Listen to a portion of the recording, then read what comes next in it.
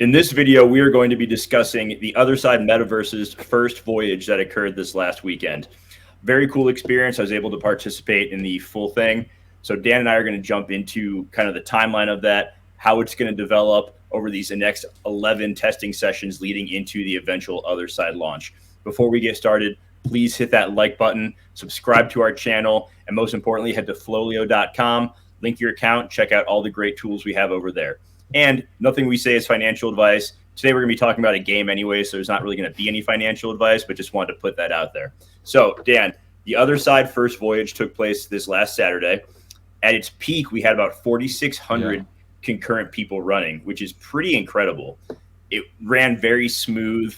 There was some chop and a little bit of lag here and there, but for the amount of people that were all in one place, I felt like it went pretty well. And because you know why? They stream the graphics on their side. They stream the stuff you see on your screen. Mm-hmm. They stream it from their own computer, so not your computer. So okay, that's why they can maintain. Yeah, that's why they can maintain this fluid 60 FPS in your browser. So fun fact. Yeah, it was just through a Chrome browser. I was able to get on right at 10 o'clock my time. It was very easy to connect. I had a little hiccup at first. I just had to reload the site and it was fine. So I'll kind of give like a rundown. It started off, you were in this like empty space that had like a few areas to jump on. It was exactly like their testing environment when they did the load tests 2 weeks ago. Then after a few minutes of that, a huge Curtis the monkey, who is like the spokes monkey for Bored Ape Yacht Club. You know, he's one with the sailor hat and the Hawaiian shirt and all that stuff. He came out, got huge, started talking a little bit, and then Blue, who was the coda from the trailer video that picked up Curtis when he drank the potion, he came out, he talked for a little bit. After a few minutes of that, a huge portal opened up, and everyone in the test fell through into the actual swamp. Now, we didn't get to explore the Bored Ape Yacht Club, the actual club itself, but there was a little bit of time to walk around, test out some of the features. There was a kind of we gathered all in one place called the Sphere, and they talked us through, some of the controls, how to use different parts of the Otherside. After that, there's a little scavenger hunt that lasted about 5 minutes.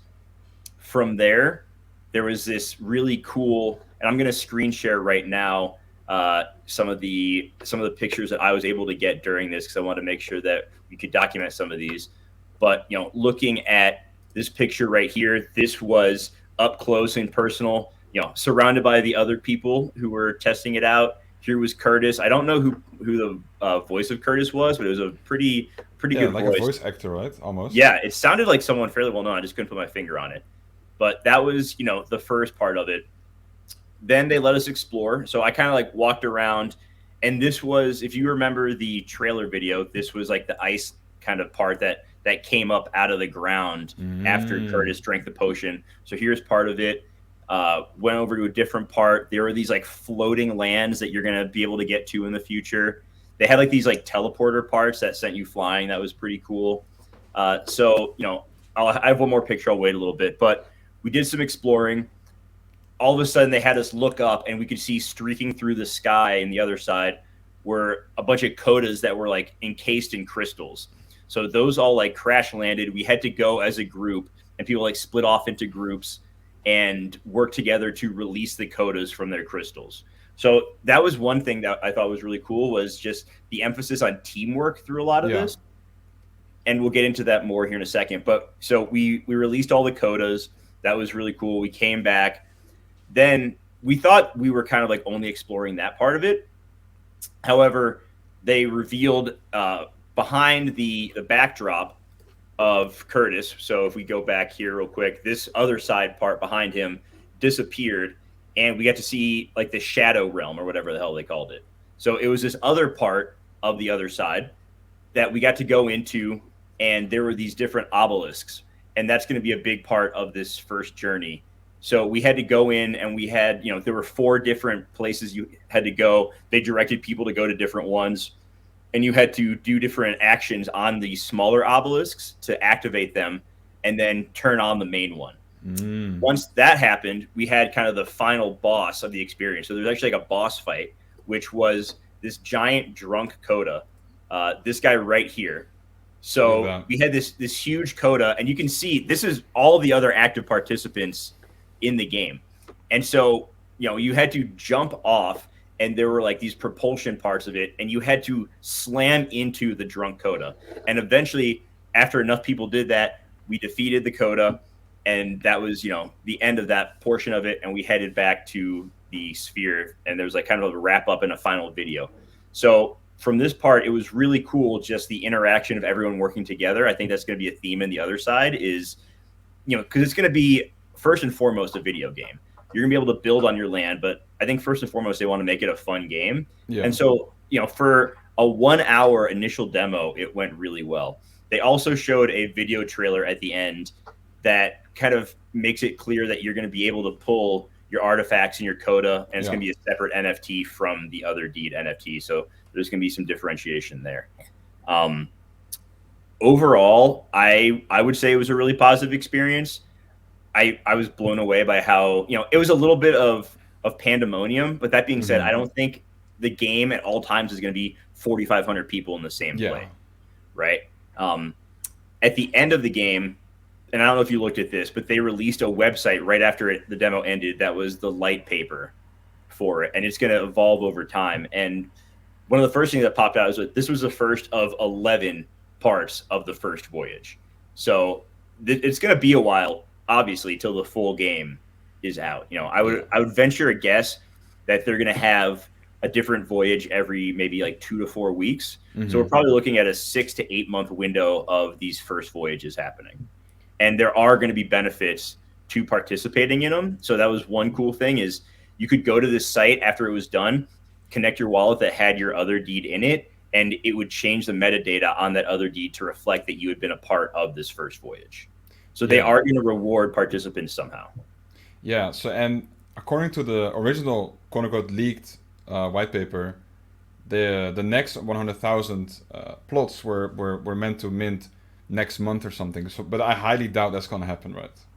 Yeah, and they're not going to. They've already clarified that there's not going to be another land sale. The next 100,000 are going to be for people who help test and build on the other side. So everyone who's like, oh, they're going to sell another 100,000, they're going to take more money out of the ecosystem.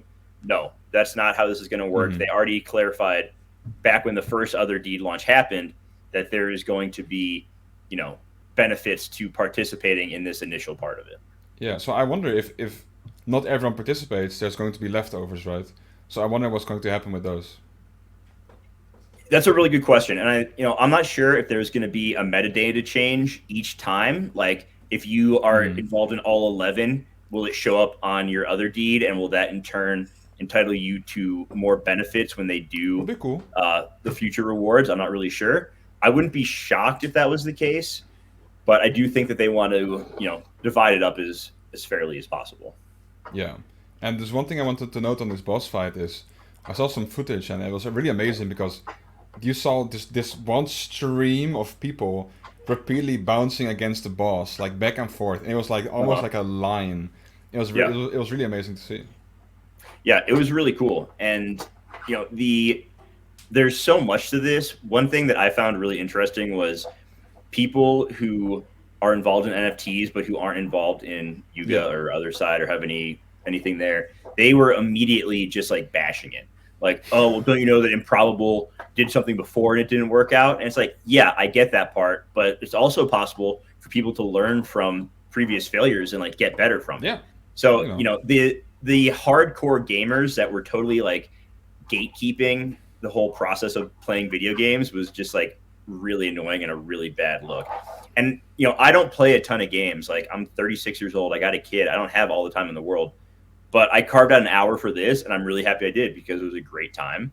And if they build this out right, I could absolutely see myself, playing an hour a night once I put the kiddo to bed. And I think that they're trying to, go after an audience that is a little bit older, like most Bored Ape holders.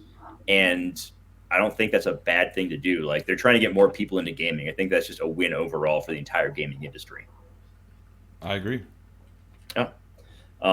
Any other things that you had in mind for this one? I know that, it wasn't too crazy in depth, but I'd say it was a good starting point. Yeah, I mean, nothing else I really have to say other than the rumor has it that the team went crying afterwards because of all like the positive like feedback. That's just the story though, you know. They went But crying? yeah. Like they were like shedding tears from like joy because they didn't expect this mass amount of like positive feedback. But hey, that's just the story, right? Like I don't know. I All didn't I see know them on cry. I don't know about all that. I just know from Twitter that they were definitely celebrating. Like Gordon and Garga, who were two of the founders, were posting. They were celebrating that night with wine and bourbon. So it had to. Maybe there were some tears of joy that were included in that. Mm, Who knows? But I think they've been busting their asses for the last year. I think that they deserve to celebrate a little bit after this initial launch, and onward and upward from there. exactly. I All agree. right. Very good. Thank you for tuning in today, everybody. We'll be back with another episode. Please, once again, like the stream, subscribe to our channel, and go to FLOLiO.com. We will see you next time.